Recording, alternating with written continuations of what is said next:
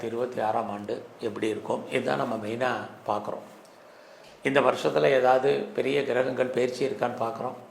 அப்படி பார்க்குற போது குரு பகவான் ஜூன் 1ஆம் தேதி மிதுன ராசியிலிருந்து கடக ராசிக்கு பயிற்சி ஆகிறார்.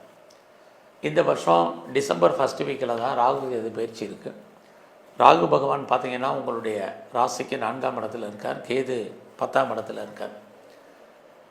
இந்த வருஷம் முழுவதும் திருக்கணித பஞ்சாங்கப்படி சனி பகவான் மீன ராசியில் கோச்சாரத்தில் சஞ்சாரம் பண்ணுறார். ஆக குரு, சனி, ராகு, கேது இந்த கிரகங்கள் இருக்கக்கூடிய இடம். மற்ற இந்த வருஷம் முழுவதுமே சூரியன், செவ்வாய், சுக்கிரன், புதன் இந்த கிரகங்கள் எங்கெல்லாம் இருக்காங்க, இவங்களுடைய எல்லா கிரகங்களுக்கும் பார்வை இருக்குது. இந்த பார்வையினுடைய பலன் இவங்க எந்தெந்த நட்சத்திரத்தின் வழியாகலாம் சஞ்சாரம் பண்ணி நமக்கு பலன் செய்ய போகிறாங்க அப்படிங்கிறத தான் நாம் இப்போ சுருக்கமாக பார்க்கணும். இந்த வருஷத்தில் நம்ம பலன் பார்க்குறதுக்கு முன்னாடி ஒரு அடிப்படையான விஷயத்தை தெரிஞ்சுங்க. எல்லா கிரகங்களும் சுப கிரகங்கள், எல்லா கிரகங்களும் பாவ கிரகங்கள்.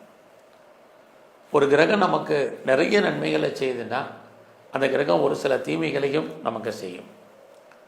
இதே மாதிரி இன்னொரு கிரகம் நமக்கு நன்மையை செஞ்சால் வேறொரு கிரகம் நமக்கு கெடுபலங்களை செய்யும். ஆக நம்ம எல்லோருமே ஏதோ ஒரு விதத்தில் கிரகங்களுடைய பிடியில் தான் வாழ்ந்தாகணும். அப்படிப்பட்ட காலகட்டத்தில் தான் கிரகங்கள் நம்மளை ஆளுமை பண்ணும். அப்படி பார்க்குற போது இந்த வருஷம் உங்களை பொறுத்த வரைக்கும் மே 31 வரைக்கும் ஒரு பலன், அதுக்கப்புறமான ஒரு பலன். இந்த காலகட்டங்களில் முதல்ல நீங்கள் நல்லா இது ஒரு வருஷத்துக்கான பலன்.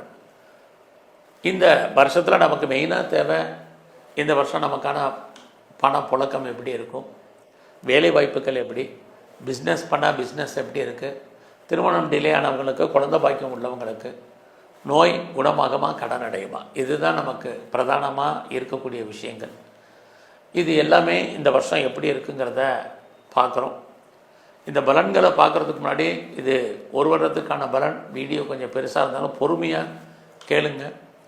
ஒரு கிரக நன்மையை செய்துன்னா அது என்ன பலன்களை, தீமையான பலன்களையும் செய்யுங்கிறதையும் பொறுமையாக கேளுங்க.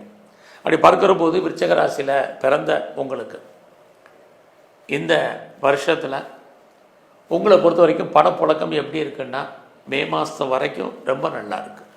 ஸோ உங்கள் கையில் பணம், தனம், பொருள் இருக்குது. ஏன்னா உங்களுடைய 2ஆம் இடத்தை குரு பகவானும் சனி பகவானும் சேர்ந்து பார்க்குறாங்க. அது மட்டும் இல்லை, யாரெல்லாம் பேச்சையே நான் தொழிலாக வச்சிட்ருக்கேன் அப்படிங்கிறவங்களுக்கு அதன் மூலமாக ஓரளவுக்கு எதிர்பாராத பண வரவு இந்த வருஷம் உங்களுக்கு இருக்குது. ஆக இந்த வருஷத்தில்